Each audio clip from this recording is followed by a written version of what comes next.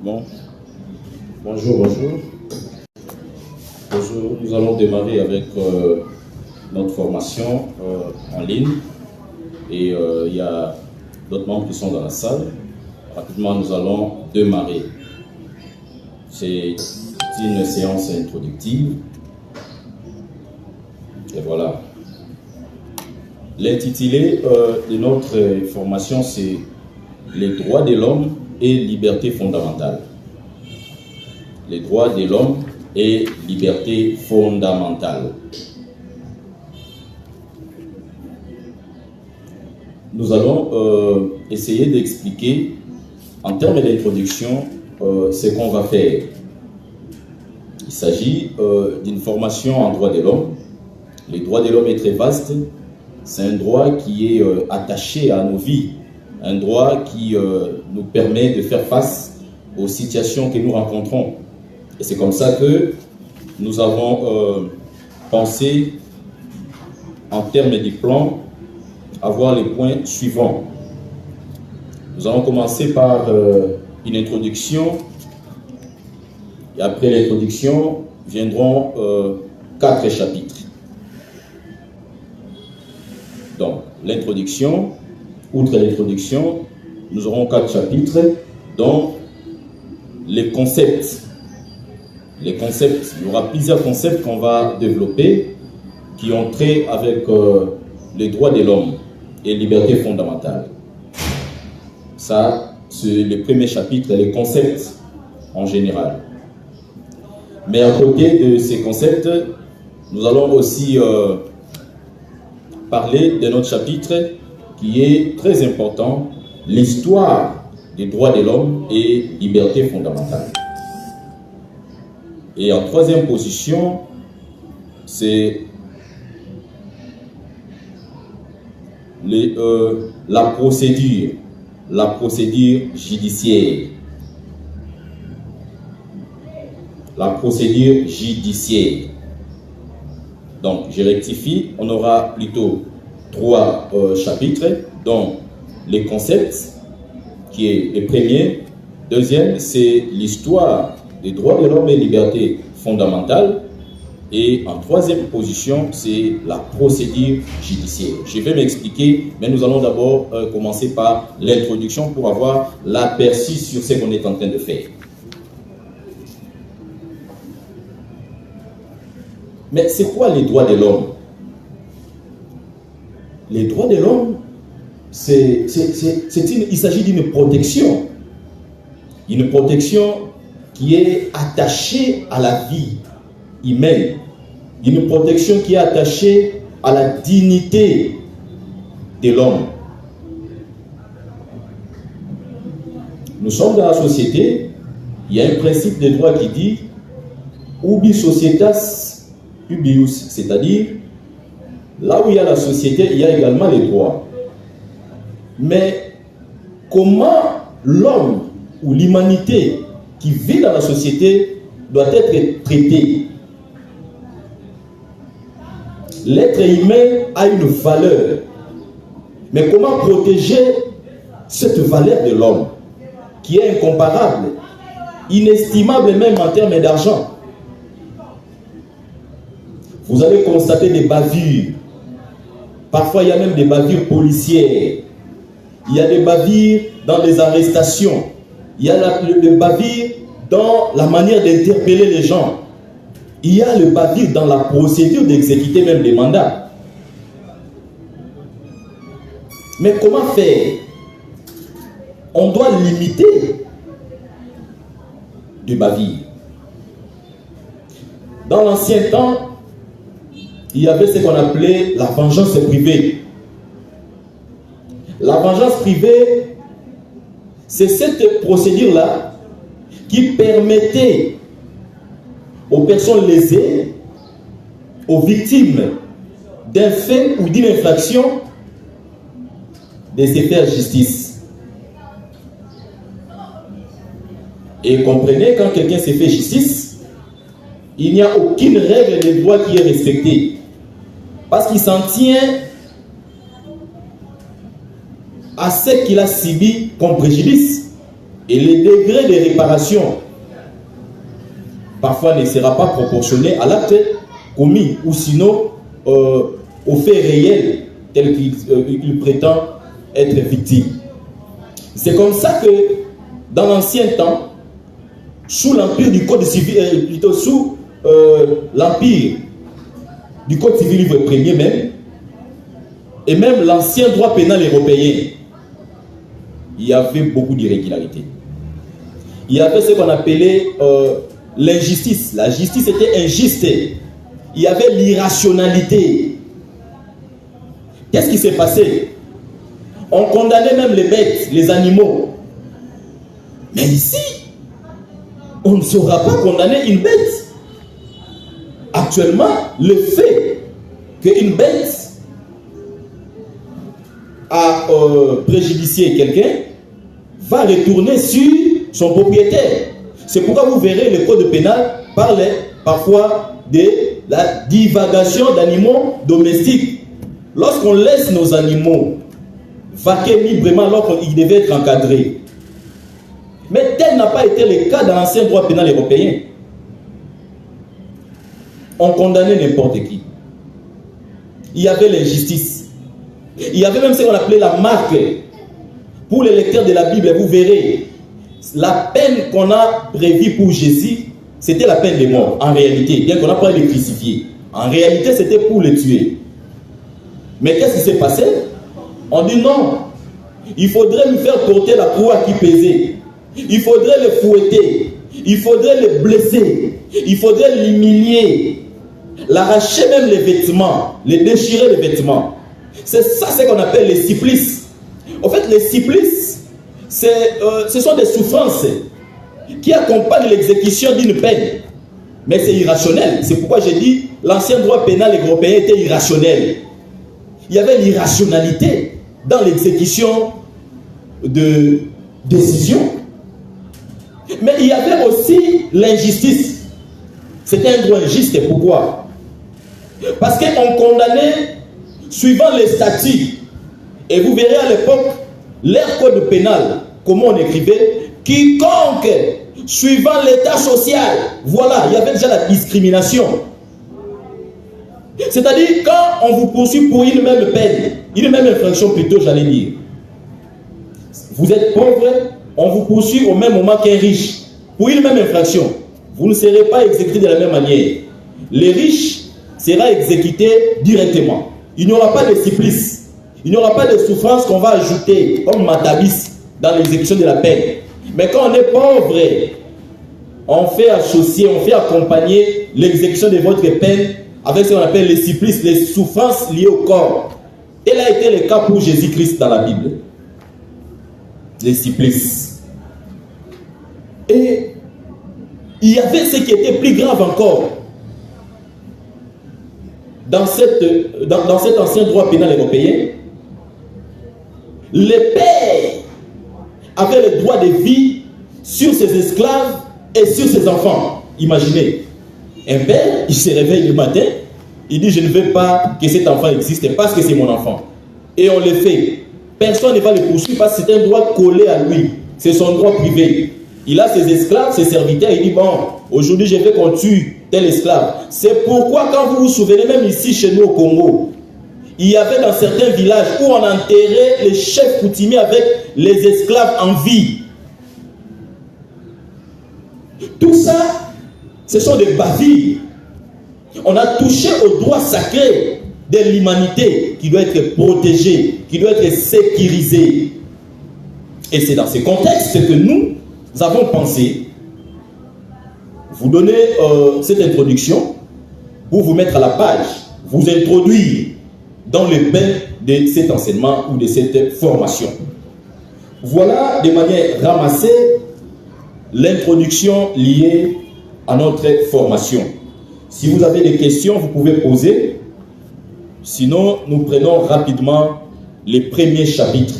Mais avant de prendre les premiers chapitres, nous allons expliquer chacun des chapitres pour que vous ayez l'idée générale sur ce qu'on va donner. On explique les concepts, on va expliquer l'histoire des droits de l'homme, on donne quelques idées Et puis on va expliquer la procédure judiciaire qu'on va donner. Ça va consister en quoi?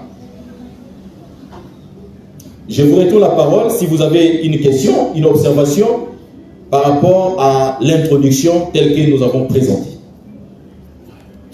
Même vous qui nous suivez à ligne, vous pouvez réagir par rapport à l'introduction. Si tout est clair, en tout cas, nous allons passer directement à l'explication de tous ces 3 chapitres avant de commencer le développement du premier.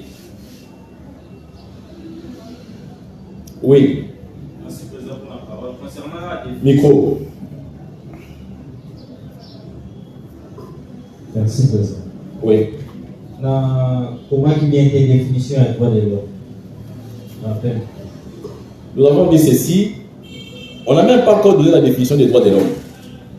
On va y arriver dans les concepts. J'étais en train d'expliquer Makambu, il y a droit de l'homme.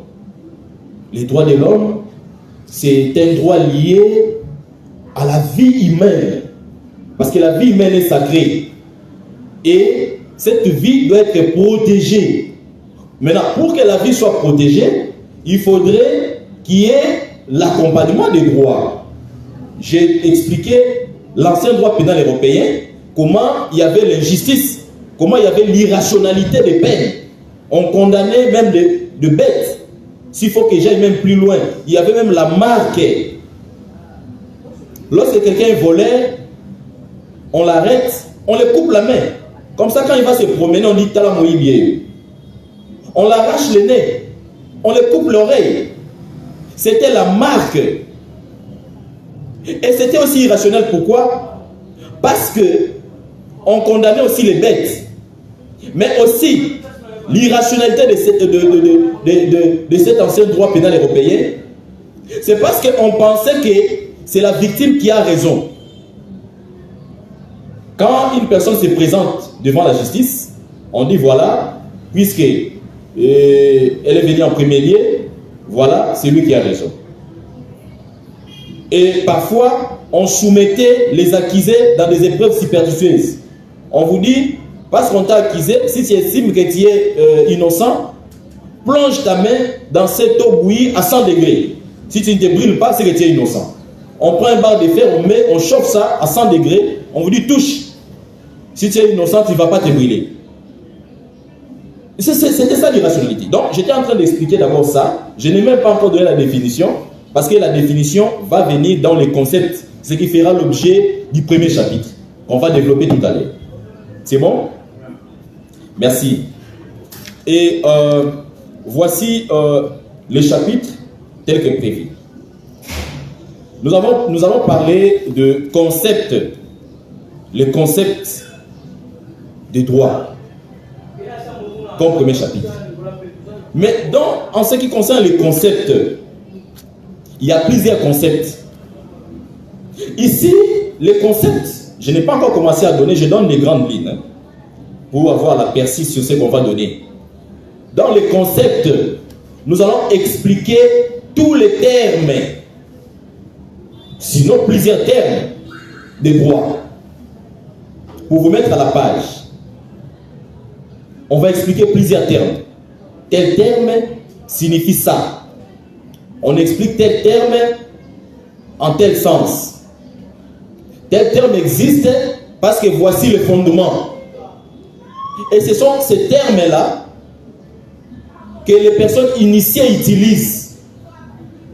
C'est pourquoi tu peux te retrouver en face d'un juriste, il te parle mais tu ne comprends pas. Parce que, au fait, lui, il a les termes juridiques. Et ce sont ces termes-là que nous allons expliquer en détail avec les exemples. Ce qui fera l'objet de notre premier chapitre. Mais à côté de ces termes ou de ces concepts, il y a l'histoire des droits.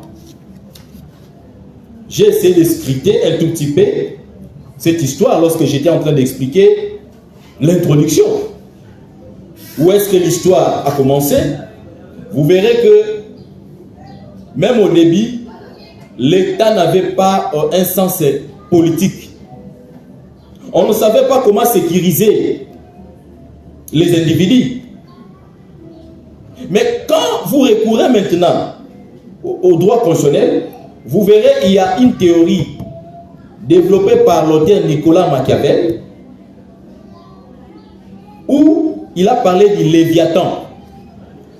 Léviathan. En fait, le Léviathan, c'est un gros poisson. Lui, il a observé, il voyait comment les gros poissons là protégeaient les faibles, les petits poissons, qui étaient le proie d'autres poissons. Et il s'est dit, non, non, nous devons chercher la définition politique, comment sécuriser la population par cette théorie du Léviathan, le gros poisson, qui au fait est une barrière, est un mur de sécurité, un mur de clôture pour le faible. En fait, l'idée de l'État, c'est de protéger le faible. Ce n'est pas pour les forts. L'État n'a pas été fait seulement pour les forts, mais plus pour les faibles, pour protéger le faible. Les personnes qui n'ont pas la force. Une façon de contrecarrer la vengeance privée. Nous allons expliquer ça. Et nous allons même expliquer le sens de la vengeance privée. On va entrer en profondeur pour démontrer comment est-ce qu'il y a eu vengeance privée et qu'est-ce qu'on a mis en place pour limiter la vengeance privée. Je vous ai donné même l'exemple où le père avait le droit de vicier les enfants et les esclaves. Mais à travers cette histoire, il y a les limitations qu'on va expliquer. À l'époque, il y avait même les agissements personnels en face d'un acte odieux ou un acte perpétré qui est considéré comme une infraction. Mais on ne pouvait pas recourir à l'État. Les gens faisaient n'importe quoi pour se rendre justice. Et on va expliquer tout ça dans l'histoire des droits. Mais en troisième position, c'est ce qui est très important d'ailleurs. C'est ce qui fait même l'objet de notre séance ici. C'est la procédure judiciaire. C'est ça le moteur, c'est la base. La procédure judiciaire. C'est là que nous allons expliquer les droits de l'enfant, comment on fait lorsqu'on est en face d'un problème lié à l'enfant, comment porter l'affaire devant la justice pour enfants. Il y a les tribunaux pour enfants qui existent déjà chez nous ici, en RDC. Il y a même une loi numéro 09/001 du 10 janvier 2009 portant protection de l'enfant qui existait. Ça, c'est notre accent, la loi portant protection de l'enfant. Mais en dehors de cette loi, nous allons aussi comprendre la procédure. Comment saisir le parquet, comment saisir la police, comment saisir le tribunal, comment distinguer les actes judiciaires. Tel acte a quelles conséquences, a quelle incidence. Lorsqu'on est en face d'un problème, comment on peut réagir? Lorsqu'on vous présente un mandat de comparution, comment réagir? Lorsqu'on vous présente une invitation, comment réagir? Lorsque vous êtes lésé, que faire? Quelle instance on peut saisir pour tel problème? Parce que chaque dossier, chaque problème a son instance compétente qu'on doit saisir pour avoir la suite, pour avoir la réponse. Et c'est cela. En dehors de ça, nous allons avoir aussi une aperçu sur le code du travail, la procédure en matière du travail. Qu'est-ce qu'on va faire quand on est licencié abusivement, quand on est un travailleur? Le type de contrat, ça existe combien de types? Mais est-ce que pour tous ces types-là de contrats, comment exécuter, comment passer à l'exécution du contrat du travail? Est-ce que si on est en face d'un contrat verbal, il y a aussi des effets juridiques. Est-ce que quelqu'un peut rester dans la sous-traitance pendant tant d'années? Est-ce qu'on peut être journalier en dehors de 3 mois, 4 mois, 5 mois, 6 mois, une année? Et quelles sont les conséquences? Quelle est la loi? On va tout expliquer, on va donner la procédure. Et en cas de bavure, comment faire? Est-ce qu'on saisit les tribunaux du travail de la même manière qu'on saisit d'autres juridictions dans d'autres matières? On va expliquer la question de la succession. Comment les choses se passent en matière successorale lorsqu'un père décède, une mère décède. Comment faire? Ces biens seront attribués à qui? Et le partage sera fait comment?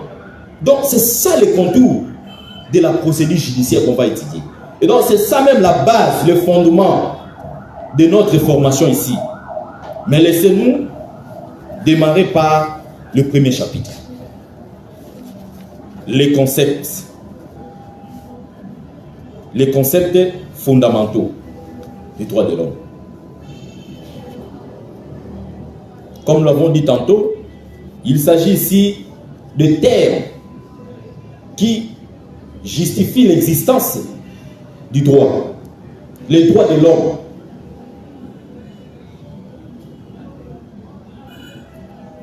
Mais nous allons noter quelques concepts.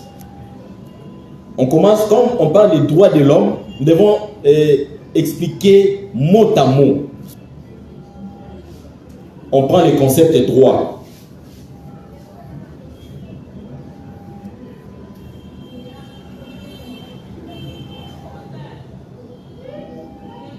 Mais le concept de droit,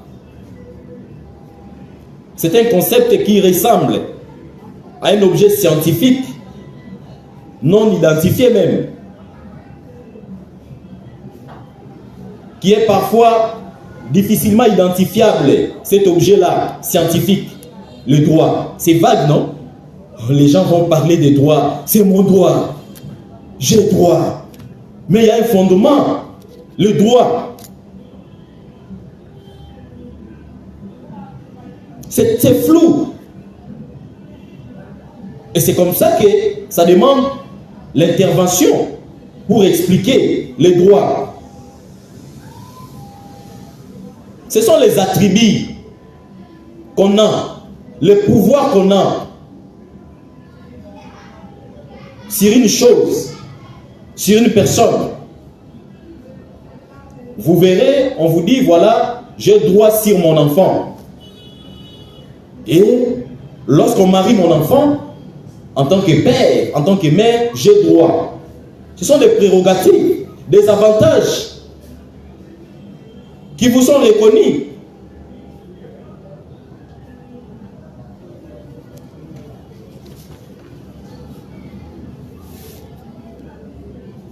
Mais dans l'autre sens, le droit signifie l'attribut d'un sujet ou d'un individu dans son intérêt.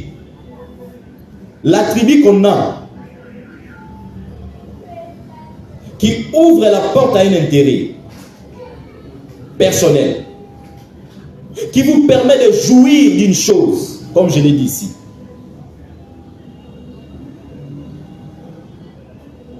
Mais ça peut aussi exiger d'autrui, à autrui, une prestation. C'est un droit. Je donne un exemple. Comme je parle de la prestation d'autrui, vous exigez la prestation à autrui. Ce qui veut dire en d'autres termes, moi, je peux être responsable d'une entreprise. Dès lors que je vous engage, on signe un contrat, votre prestation, n'est-ce pas là une obligation vers moi, vis-à-vis de moi? C'est ça l'ouverture. Il s'agit d'une prestation d'autrui. Mais comme vous êtes sous ma couverture, lié au contrat, vous êtes obligé de prester. Et votre prestation devient quoi? Mon droit. C'est simple, non? Je ne sais pas si on s'est fait comprendre. Je dis, les droits peuvent être aussi une exigence à autrui sur une prestation. un service. Vous signez un contrat avec quelqu'un. Dès lors que vous vous mettez d'accord sur les clauses contractuelles, les obligations et les droits qui pèsent dans le chef de parti, ça constitue un droit et un devoir. Un droit, pourquoi? Parce qu'il s'agit d'une prestation qu'une personne X doit offrir à une personne Y. Un devoir, pourquoi? Parce que la personne Y doit aussi respecter les droits de la personne X, bien que ça soit son travail. N'oubliez pas, ici on parle de droits, mais les droits impliquent aussi les devoirs. Ces deux concepts-là marchent un peu de pair. C'est pourquoi on dit, là où se limitent les droits des uns, commencent les droits des autres et les devoirs. Voilà un peu ce qu'on peut retenir du concept droit. J'étais en train d'expliquer que les droits, c'est ce qui est reconnu, l'attribut qui est reconnu à quelqu'un d'exercer son pouvoir. Et même pour aller plus loin, je dis qu'il s'agit même d'une prestation d'autrui qu'on exige. Parce qu'au préalable, il y a eu un contrat. Mais rassurez-vous que la prestation d'autrui ne peut être votre droit que lorsqu'il y a un soubassement. Et le soubassement, c'est le contrat. Le contrat peut être verbal ou écrit. C'est ça le terme droit. On peut évoluer pour prendre un autre concept où il y a une difficulté sur le terme droit. C'est bon, merci. On prend le deuxième concept. C'est le concept liberté. Le concept de liberté. Ah, je dois être libre. Nos jeunes filles, nos jeunes garçons, nos enfants, si on a la libre, la liberté dans des bis, les gens disent ça. Mais la liberté, c'est d'abord un droit constitutionnel. La Constitution dit que toute personne, tout Congolais est libre. Et elle va plus loin pour dire d'aller même partout dans le territoire national. Vous pouvez circuler comme vous voulez, la liberté. Il y a plusieurs types de liberté. Il y a la liberté d'expression. Mais attention, dans la liberté aussi, il y a des limites. Parce que quand vous empiétez sur les droits des autres, vous n'êtes pas libre. C'est notre terrain.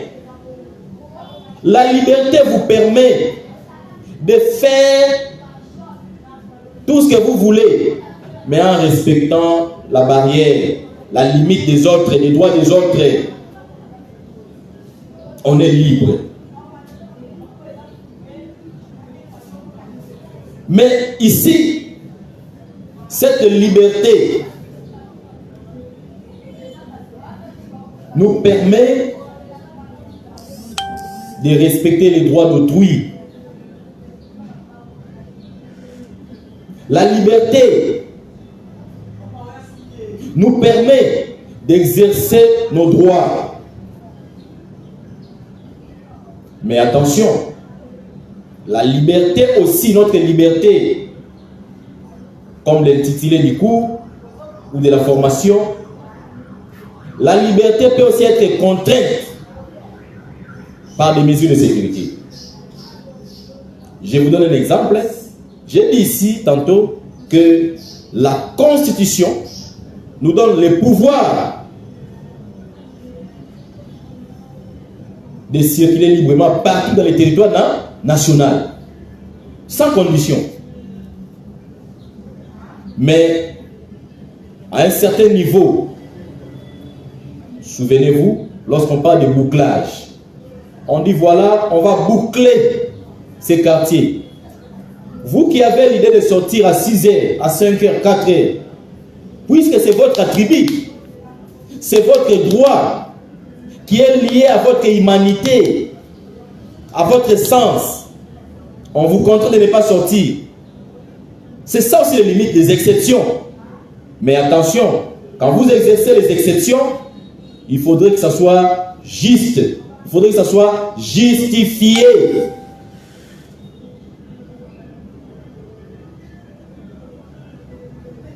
La contrainte sur la liberté, en réalité, n'est pas autorisée. Mais elle est permise dans certaines conditions. Mais là, il faudrait que ça soit bien justifié. Si la contrainte sur la liberté d'une personne n'est pas justifiée, cela nous envoie petit à petit à ce qu'on appelle la violation de la loi. La violation de la liberté fondamentale. La violation des droits de l'homme. Or, les droits de l'homme est sacré. Les droits de l'homme doivent être protégés. C'est pourquoi l'homme doit être libre dans ses actions. Mais attention, sa liberté ne doit pas empiéter les droits des autres. Là où s'arrête son droit, commence les droits des autres. Voilà aussi les termes liberté. C'est ça les termes liberté. Est-ce qu'avec votre autorisation, je peux passer? Il y a quelque chose qui n'est pas bien comprise pour le concept de liberté. On prend un troisième point. Troisième concept. Ici, il faut être trop attentif. Je vais m'étendre. Le concept est État. L'État.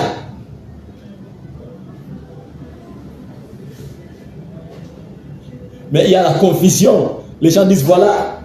Yo, ye, ngai, oh, wana, de babeng biso l'État. Yo, quand il l'État zanan. D'autres personnes disent l'État, c'est ça le gouvernement.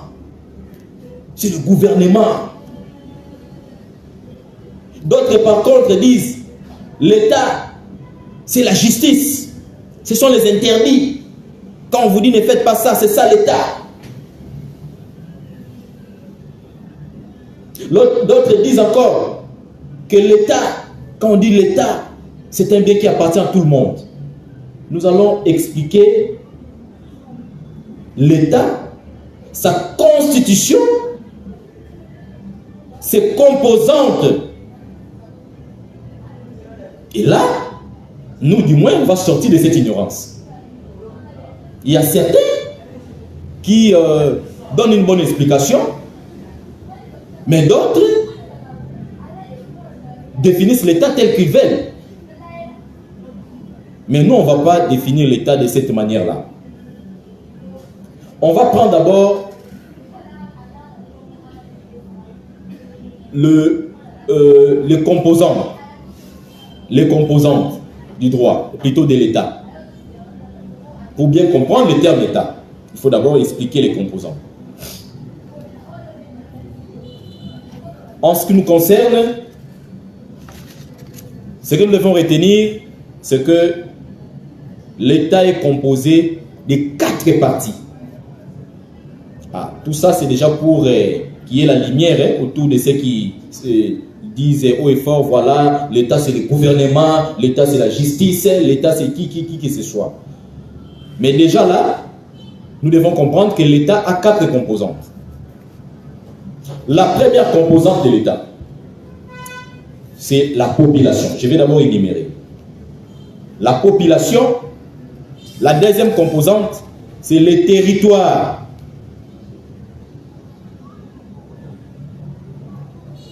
J'ai dit la population, les territoires.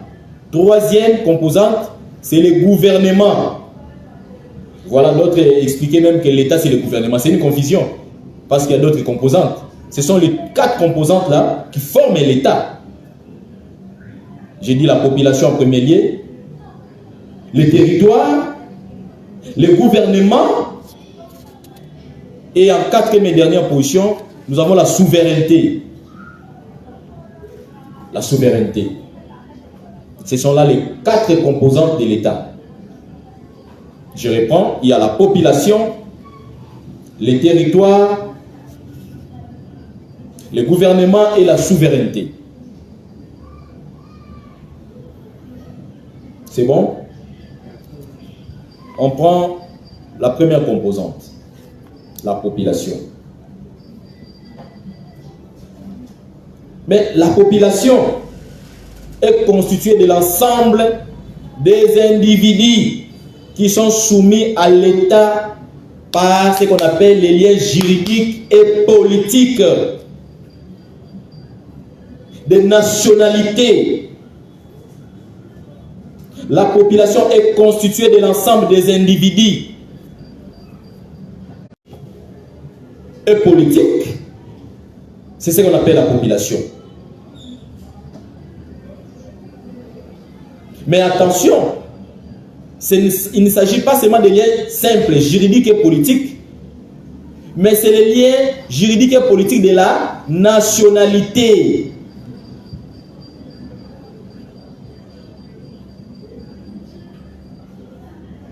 C'est comme ça qu'il faut déjà comprendre comment est-ce qu'on peut avoir une nationalité. C'est là aussi que je vais expliquer. Est-ce qu'ici au Congo, on peut avoir une double nationalité? C'est là que je peux expliquer. Si sous d'autres cieux, il est autorisé à la population d'avoir une double nationalité. Mais laissez-moi d'abord vous expliquer comment obtenir une nationalité. Il y a 2 types, 2 formes.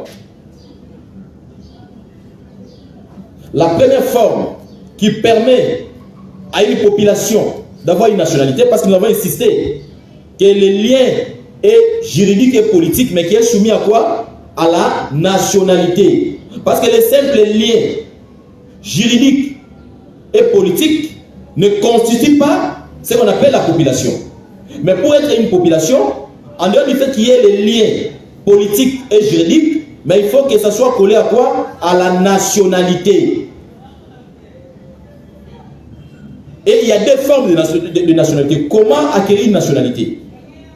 On acquiert une nationalité soit par ce qu'on appelle le ius solis. C'est simple. Le ius solis, c'est les liens du sol. L'acquisition de la nationalité par les liens du sol. Je vais expliquer. Le ius solis. Mais il y a aussi une autre forme d'acquisition de la nationalité. C'est le ius sanguinis. Là, c'est simple, non? Il y a le sang qui sort là. Les liens du sang. Donc, il y a les liens du sol, d'une part, mais il y a aussi les liens du sang, d'autre part. J'aimerais commencer par les liens du sang. Ce qu'on appelle les ius sanguinis. Les ius sanguinis ou les liens du sang, c'est très simple. C'est lorsqu'un Congolais se marie avec une Congolaise, ils engendrent un enfant. Cet enfant-là est congolais. Pourquoi? Il a acquis la nationalité de manière directe par les liens du sang. Parce que ses parents sont des Congolais. Attention, ne faisons pas la confusion pour dire qu'on acquiert la nationalité par les certificats de nationalité. Non. Le certificat de nationalité n'est qu'une attestation, n'est qu'un document qui fait constater votre nationalité. On ne devient pas congolais ou d'une nationalité XY par le fait qu'on vous octroie les certificats de nationalité. Mais on devient congolais ou on obtient une nationalité, ce n'est pas seulement pour les Congolais, par 2 formes. Soit les ius sanguinis, l'acquisition de la nationalité par les liens du sang, ou les ius solis, l'acquisition de la nationalité par les liens du sol. Les liens du sang, j'ai expliqué, c'est très facile. C'est lorsque les parents ont une nationalité X, dès lors qu'ils engendrent un enfant, d'office, cet enfant-là va porter la nationalité, non? On va donner quelle nationalité? C'est les liens du sang, c'est simple. Mais l'autre forme d'acquisition, c'est ce qu'on appelle les ius solis. Les ius solis, c'est l'acquisition de la nationalité par les liens du sol. Vous êtes Congolais, vous voyagez, vous êtes dans un avion, dans un navire, mais là où vous êtes, c'est dans les territoires d'un autre pays. Vous enfantez là-bas dans le navire, vous enfantez dans l'avion, vous enfantez dans un aéroport qui est le territoire de notre État. En ce moment-là, on va coller à cet enfant-là l'étiquette de Ius Solis, l'acquisition de la nationalité par les liens du sol.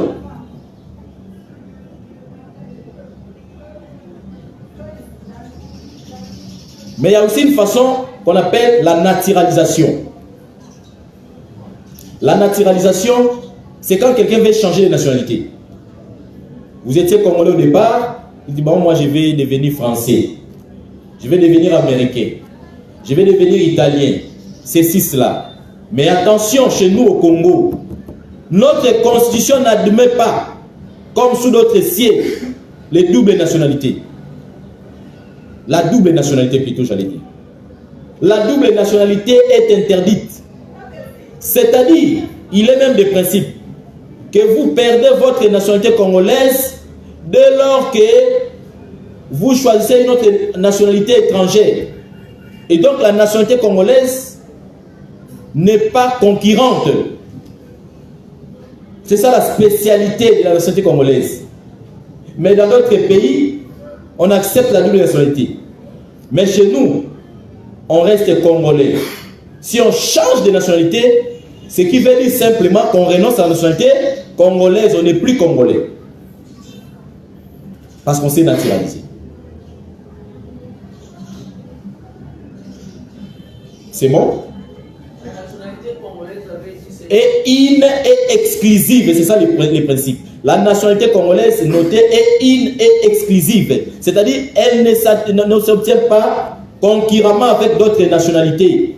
Dès lors que vous souscrivez pour une autre nationalité différente de la nationalité congolaise, d'office vous perdez votre nationalité congolaise. Mais il y a aussi des formules pour recouvrer. Mais le premier principe, ça sera quoi? C'est simple, non? C'est de renoncer à cette nationalité étrangère. C'est bon? On prend la deuxième composante de l'État. C'est les territoires. Les territoires. C'est ça le sol. C'est ça l'assiette d'un État, non? L'État n'est pas imaginaire. L'État doit se retrouver quelque part. L'État congolais, le territoire il a connu. Il y a des limitations.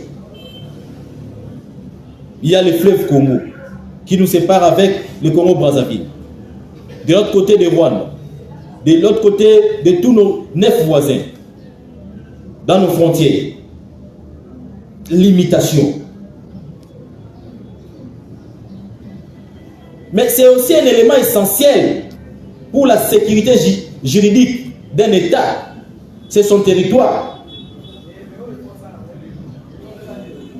Le territoire, c'est un élément très essentiel lorsqu'on parle d'un État. L'État doit avoir un territoire, une terre, un lieu, un endroit. Parce que le territoire d'un État n'est pas une fiction. On doit palper du doigt la réalité pour comprendre qu'il s'agit de tel pays. Voilà pourquoi quand vous vous rendez dans un aéroport, vous dites je voyage pour l'Espagne. Quand vous descendrez à l'aéroport, vous verrez que c'est l'Espagne. Il y a un territoire, non? On ne vous dira pas voilà l'Espagne, c'est comme Dieu, c'est invisible, mais croyez-nous qu'on est en Espagne. Est-ce que vous allez croire comme ça? Le territoire, c'est l'assise. Le territoire, c'est là où se retrouve un État, un pays.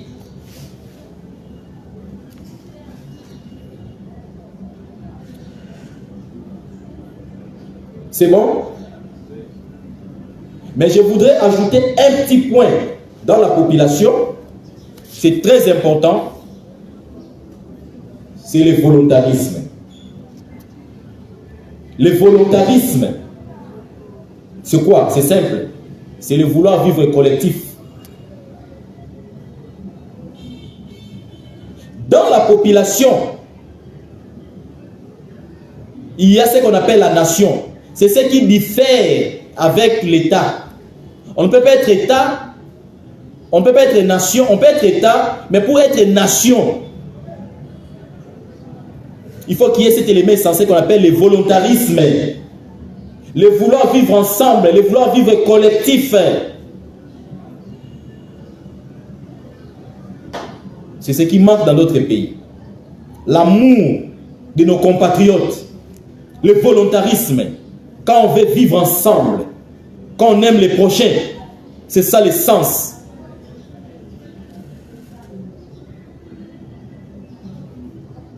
C'était une parenthèse pour enrichir la population. On a fini avec l'État, et plutôt la population et les territoires. On prend le troisième élément, c'est le gouvernement. Mais le gouvernement, c'est le pouvoir. Le pouvoir qui s'impose à la population.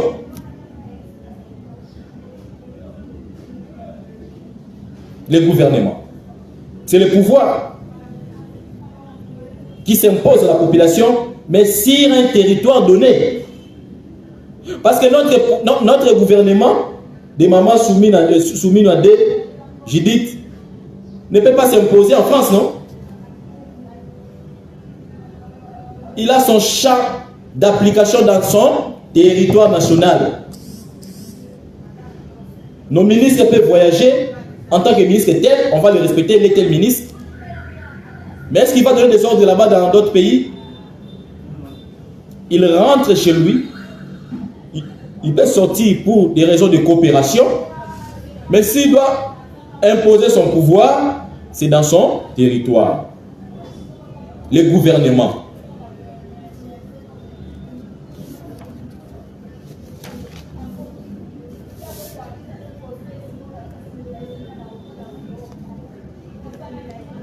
Mais le gouvernement aussi a un petit problème. On doit noter quelque chose. Il y a un élément très important dans le gouvernement, c'est ce qu'on appelle la légitimité. Le gouvernement doit être légitime. C'est-à-dire, ça doit refléter l'expression de la population qu'on dirige, non? On ne peut pas mettre en place un gouvernement contre la volonté de la population. On met un gouvernement qui incarne cette volonté de coopérer avec la population, d'aider avec la population, de faire corps avec la population. La légitimité.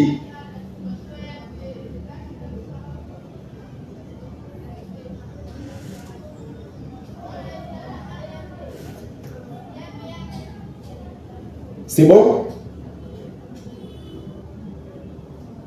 Et donc, je disais que le gouvernement, c'est le pouvoir qui s'impose à la population. Mais j'insiste, pour que ce pouvoir exerce ses attributs, il faudrait qu'il y ait la souveraineté. Il faudrait qu'il y ait ce qu'on appelle la légitimité plutôt. En fait, la légitimité, c'est lorsque un pouvoir est accepté par la population. Lorsque un pouvoir vient gérer une population, mais ça rencontre les aspirations de cette même population. C'est pourquoi vous verrez, la population a besoin de routes. Le gouvernement s'emploie pour mettre en place des routes. Le gouvernement a besoin de l'eau, de l'électricité. Le gouvernement s'emploie pour faire face aux besoins de la population. La légitimité.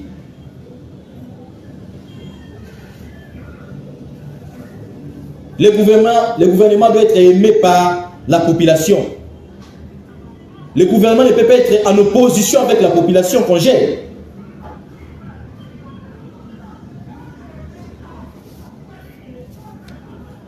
Il y a une autre composante. La quatrième, c'est la souveraineté. La souveraineté n'est rien d'autre que l'indépendance. Un État n'est État que lorsqu'il est souverain, lorsqu'il est indépendant.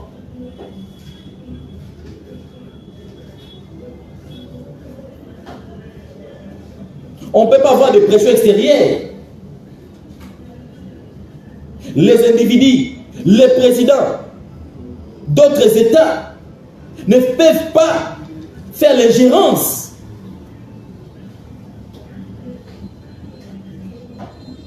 Le président des États-Unis ne peut pas faire l'ingérence dans les affaires internes de la République démocratique du Congo.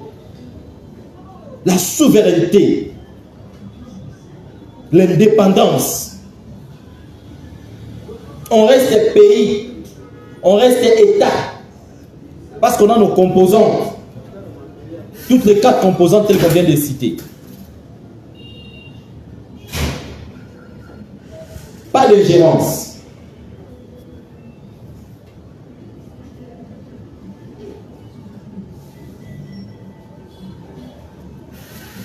Mais les États, malgré qu'il y a la souveraineté, vous verrez quand vous lisez notre constitution, il y a quelque part qui est dit que voilà, pour certaines raisons d'harmonie, l'État congolais peut céder une partie de sa souveraineté. Ça fait débat. Est-ce qu'il faut garder ces dispositions? Est-ce qu'il faut réviser? Tout ça, ce qui prône la révision se fonde sur ces principes de la souveraineté.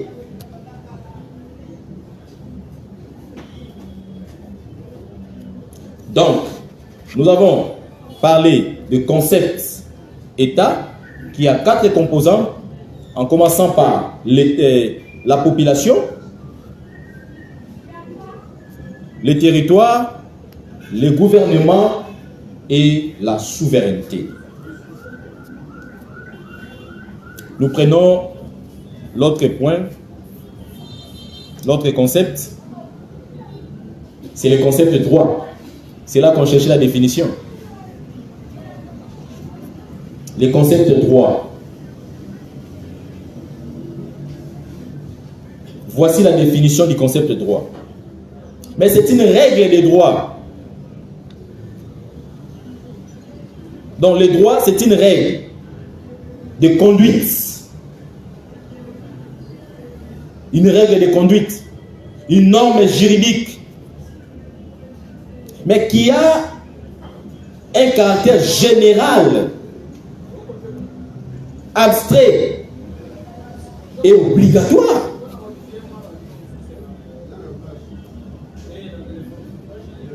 Mais il a aussi une finalité sociale.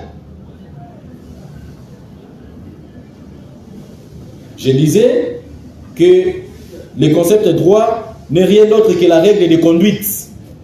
Une norme juridique, mais qui a un caractère général, qui est même abstrait, mais c'est obligatoire, ça s'impose. Cela pour une finalité sociale.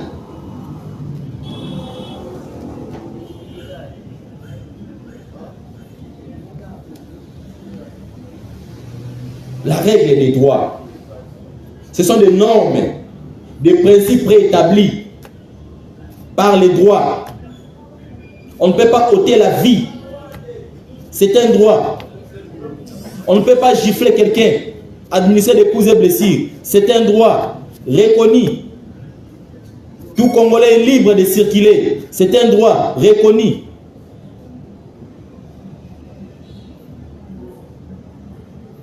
Les parents ont le droit sur leurs enfants lors de dot. Ils peuvent percevoir. C'est un droit. La règle de conduite. Mais attention, cette règle de conduite est de stricte observation. Il faut observer ces règles. Il faut respecter ces règles.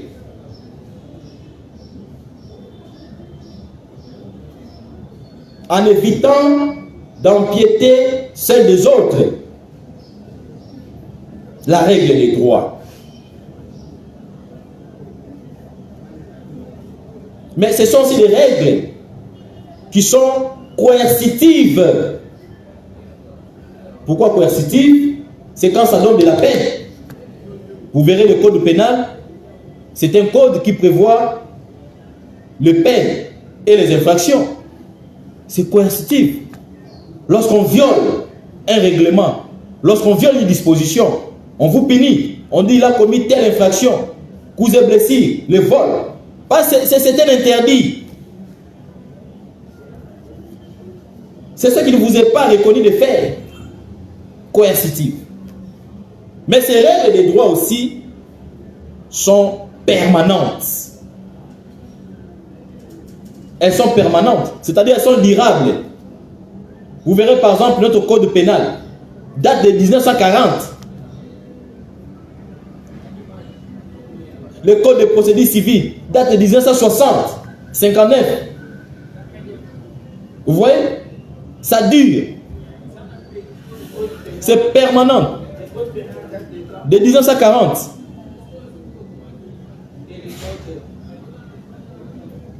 Des procédures civiles 1960.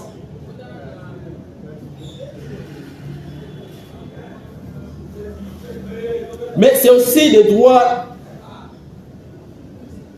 Les règles des droits sont aussi obligatoires. Parce que dès lors qu'elles sont établies, elles s'imposent à tout sujet. Elles s'imposent.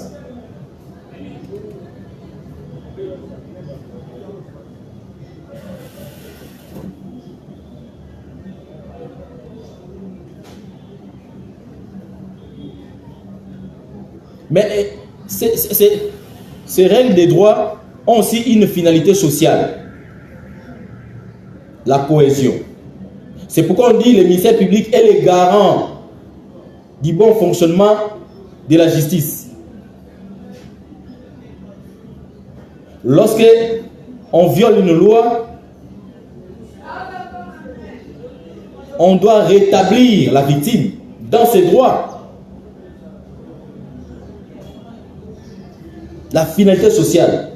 En d'autres termes, le ministère public, nous allons étudier ça dans le dernier chapitre, la procédure judiciaire. Vous verrez que le ministère public, on l'appelle organe de la loi parce qu'il est évidemment chargé de protéger la société. En fait, c'est l'avocat de la société même. Mais attention, ces règles des droits sont impersonnelles. Un peu différent avec l'ancien droit pénal européen, où il y avait une justice, où on condamnait suivant les statuts. Souvenez-vous, comme j'ai dit dans l'introduction, dans leur code pénal, il a été écrit ceci: quiconque suivant l'état social. Vous voyez, on commence à déterminer. S'il est pauvre, on fait ceci. S'il est riche, on fait ceci, même dans l'exécution. Mais ici, les règles sont impersonnelles. Les règles des droits sont impersonnelles. C'est-à-dire, elles s'imposent à toute personne. Que tu sois ministre, que tu sois député, que tu sois citoyen simple. Quand tu violes une loi, on te poursuit de la même manière. On t'applique la même peine, non? Pas ces règles sont impersonnelles. Voilà le concept de droit. Je dis, il s'agit de la conduite, des règles de conduite, une norme juridique, mais qui a un caractère général, obligatoire même. Mais la finalité, c'est social. Ce sont des règles impersonnelles qui s'imposent à toute personne de la même manière, sans distinction de sexe, sans distinction de qualité, de prérogatives. Elles sont aussi permanentes parce que ça prend du temps. C'est obligatoire. Mais ces règles, n'oubliez pas qu'elles sont coercitives. C'est contraignant aussi quand quelqu'un veut violer la loi. on dit attention, les règles sont coercitives, il faut que ça s'impose à toute personne qui est soumise. Voilà un peu ce qu'on doit comprendre du concept droit.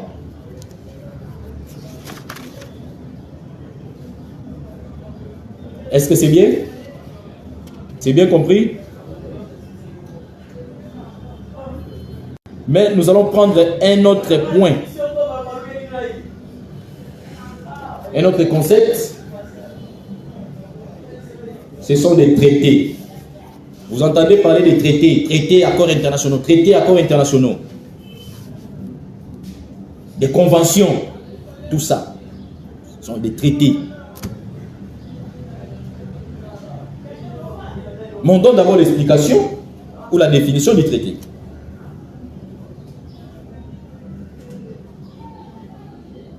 Mais c'est un accord international conclu par écrit entre les États et qui est régi par les droits internationaux.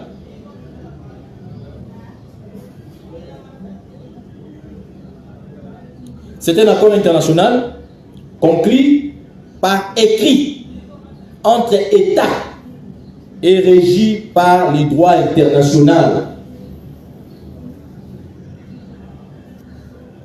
Par la définition ici, on comprend déjà que pour qu'il y ait traité, il faut qu'on ait au moins la présence de combien d'États? Voilà. Deux ou plusieurs. Donc on ne peut pas parler d'un traité en face d'un seul pays quand même. Dès que vous entendez parler du traité, convention, c'est qu'il y a la présence d'autres États.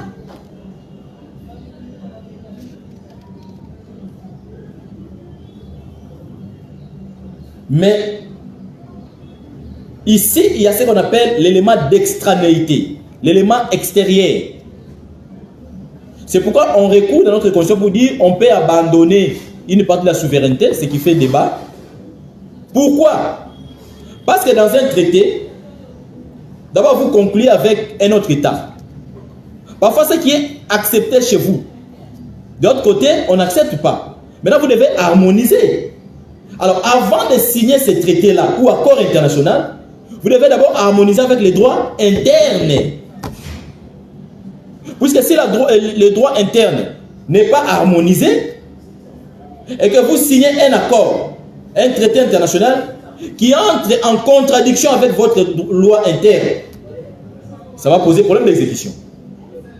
D'où, avant de signer un traité ou un accord international, une convention, il faudrait d'abord comparer les conditions de l'accord avec les lois internes. S'il y a incompatibilité, on modifie la loi interne pour permettre de donner la place à l'exécution paisible du traité ou de l'accord international. Le traité peut être bilatéral lorsqu'il est le cas de deux pays ou multilatéral si c'est plusieurs pays.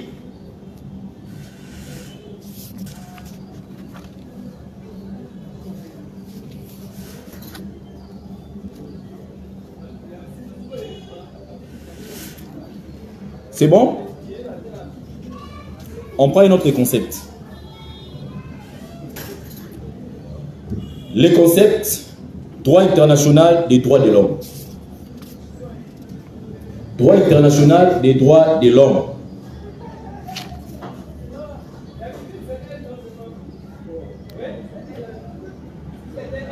Le concept droit international des droits de l'homme.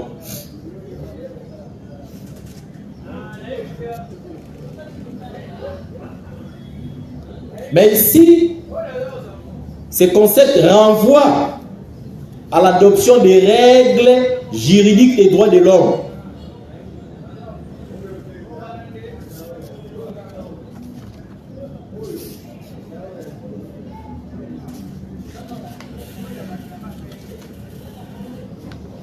Les droits de l'homme. Donc ça nous renvoie là-bas à l'adoption de ces règles-là. Nous avons parlé de traité, mais comment adopter? J'ai même expliqué qu'il y a un principe il faut d'abord bien regarder, observer les droits internes. Avant d'adopter un traité, c'est pareil avec les droits internationaux, les droits de l'homme. En fait, les droits internationaux des droits de l'homme va au-delà du droit national.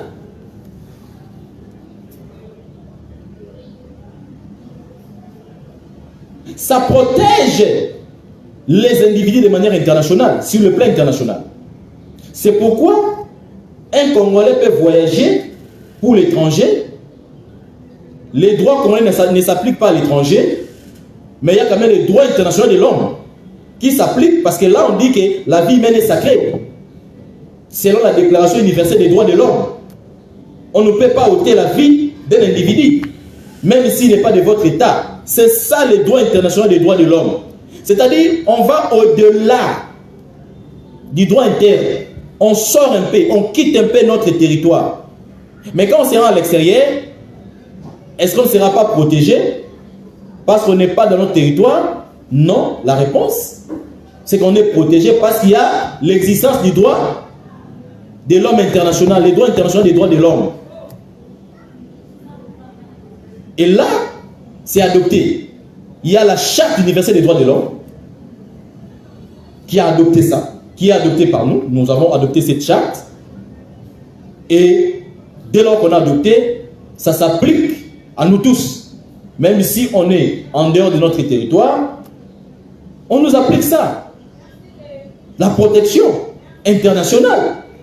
La protection de l'homme n'est pas seulement nationale, mais elle est aussi internationale. Mais cela par des conventions, traités, droit international des droits de l'homme. Il y a la Déclaration universelle des droits de l'homme de 1948.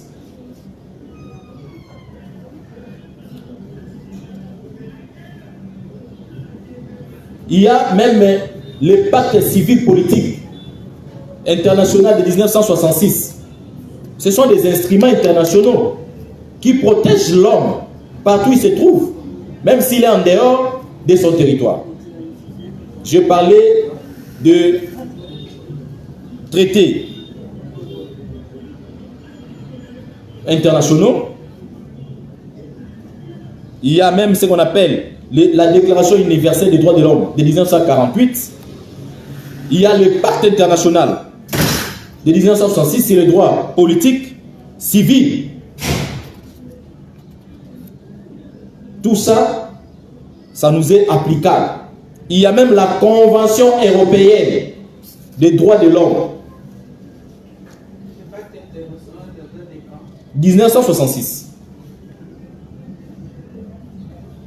Et la Convention européenne de 1950.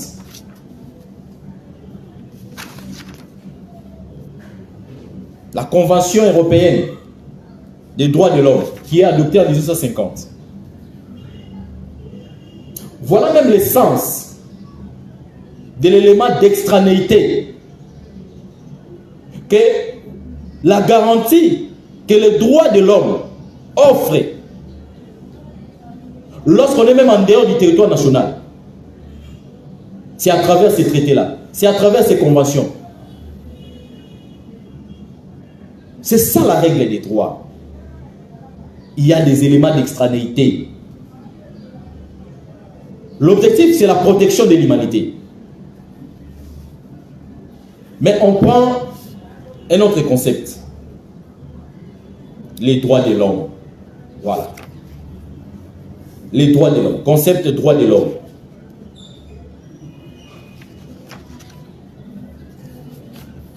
Concept droit de l'homme.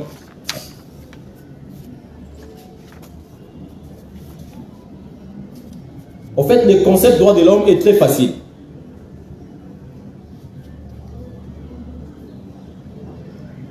J'ai donné l'historique, j'ai expliqué le droit de l'homme. C'est un droit qui est attaché à la vie humaine, qui implique la dignité, une certaine dignité qu'on doit accorder à l'être humain. Le respect de l'intégrité physique, le respect de la personne humaine,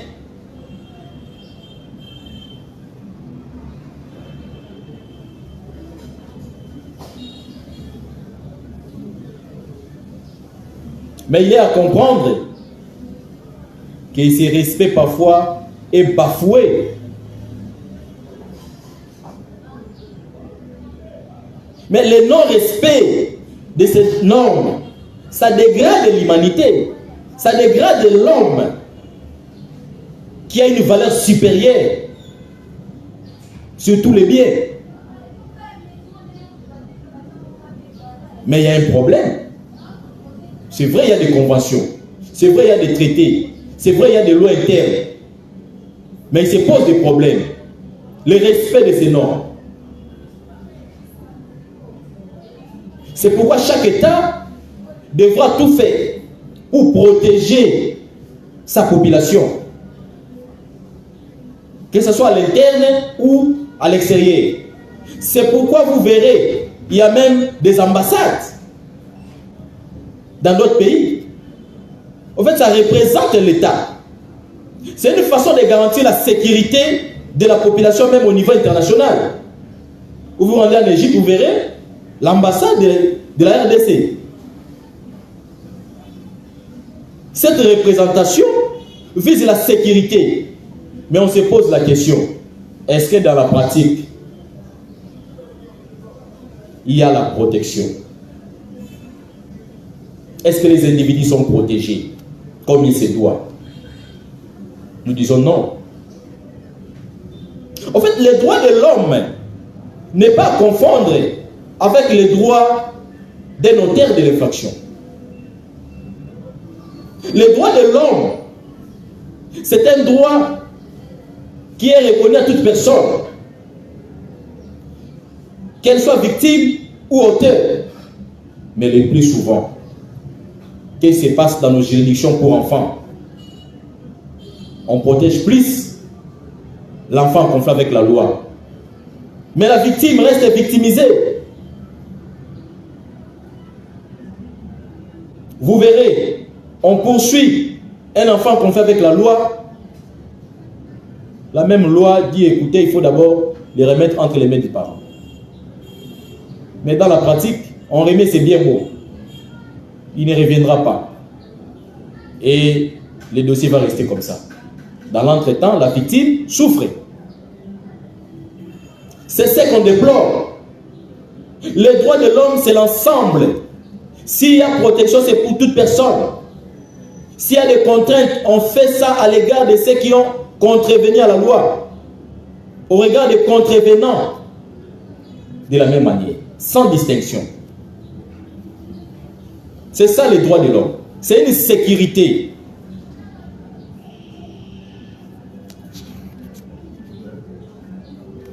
On prend un dernier concept très important. C'est le concept, c'est là qu'on va chuter. C'est le concept droit international, humanitaire ou droit de la guerre. Droit international humanitaire ou droit de la guerre. Les droits de la guerre, les droits internationaux humanitaires. Mais ici, c'est l'ensemble des règles qui, pour des raisons humanitaires, cherchent à limiter les effets des conflits armés. L'ensemble de règles, mais qui, pour des raisons humanitaires, cherchent à limiter les effets des conflits armés. Il y a des conflits armés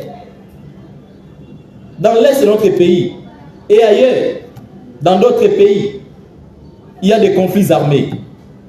Mais il y a les droits, maintenant les droits humanitaires ou les droits de la guerre se présentent pour essayer de limiter les effets du conflit. Les conflits de guerre, les conflits armés. Les conflits armés doivent être limités par les droits internationaux humanitaires ou droits de la guerre. C'est pourquoi vous verrez, il y a ce qu'on appelle même les prisonniers de guerre. Lorsque vous êtes prisonnier de guerre, ce statut particulier vous permet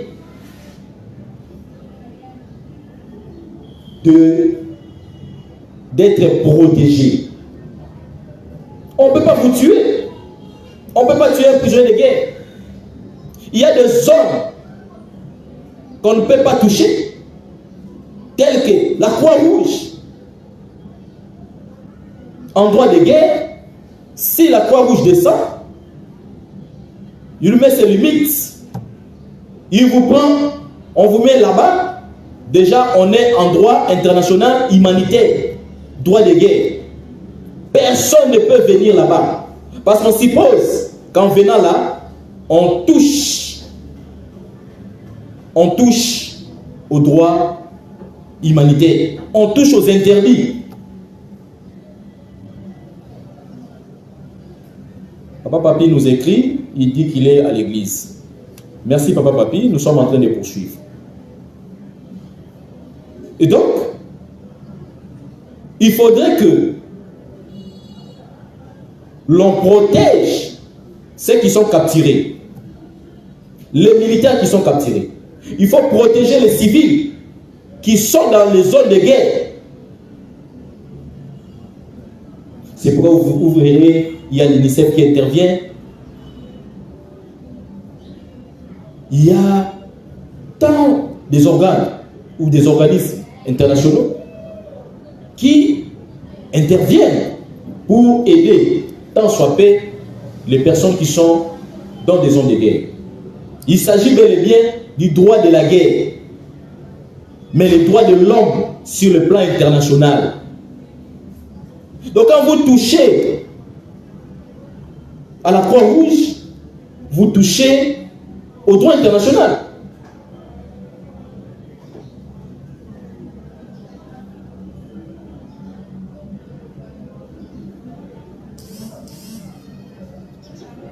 Donc les droits humanitaires, les droits internationaux humanitaires s'appliquent dans des situations de conflits armés.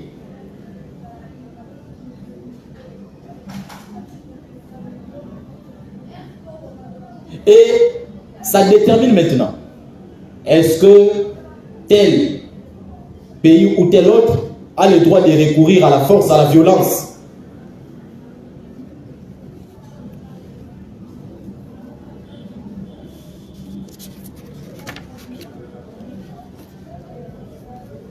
Et donc, l'exercice de ces droits est limité.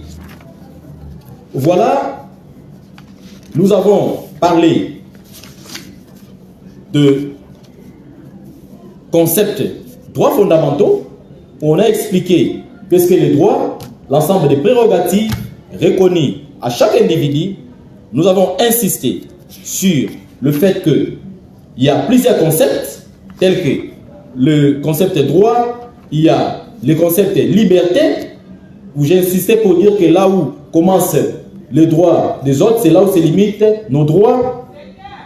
Nous avons insisté sur le concept État, où on a donné 4 composantes. Il s'agit respectivement de la population, du territoire, du gouvernement et de la souveraineté, mais en mettant un accent sur le fait que pour être une nation, il faut avoir ce qu'on appelle le volontarisme, le vouloir vivre ensemble, le vouloir collectif. Mais tous ces éléments-là, les 4 composantes, sont cumulatifs. À défaut d'une composante, on ne peut pas parler de l'État. Parce que l'État doit avoir la population, les territoires, le gouvernement et la souveraineté. La souveraineté, c'est l'indépendance. Nous avons aussi parlé des règles des droits. On a insisté pour dire que les règles des droits sont impersonnelles, coercitives, ça s'impose. Elles sont obligatoires. Elles sont aussi impersonnelles. C'est un peu différent avec l'ancien droit pénal européen où on sanctionnait ou on condamnait suivant les statuts d'une personne. Mais nous avons aussi insisté sur les points qu'on appelle le droit international et le droit international des droits de l'homme, où on a insisté aussi sur le concept droit de l'homme, qui n'est rien d'autre que les prérogatives qu'on reconnaît à un individu pour exercer ses droits partout où il se trouve. Mais on a chité sur le droit international humanitaire ou droit de la guerre, où on a expliqué clairement que les droits de la guerre, c'est un droit international. Les conflits armés, c'est un droit international. Et donc, voilà un peu ce que l'on avait prévu pour aujourd'hui. Le premier chapitre intitulé les concepts du droit de l'homme. Et prochainement, nous allons prendre un autre chapitre très important qui est l'histoire des droits de l'homme et liberté fondamentale. C'est là qu'on va expliquer la naissance du droit de l'homme et comment est-ce qu'il y a liberté fondamentale, l'importance des libertés fondamentales, pourquoi seulement parler des droits de l'homme, pourquoi parler des libertés fondamentales, pourquoi ne pas bafouer les droits de l'homme. Voilà ce que nous allons dire. Et donc, je vous remercie pour aujourd'hui. Même vous qui nous suivez en ligne, nous allons prendre un autre rendez-vous qui vous sera communiqué. Je ne sais pas si ça sera toujours les samedis. Le programme vous sera communiqué. Vous pouvez partager notre vidéo ici et à vos proches. Abonnez-vous à notre chaîne YouTube, notre page TikTok, page Instagram et l'actuelle page qui porte les mêmes noms, Justice pour enfants. Et venez participer prochainement. Notre formation est gratuite. Formation en droit de l'homme. Merci beaucoup et au revoir.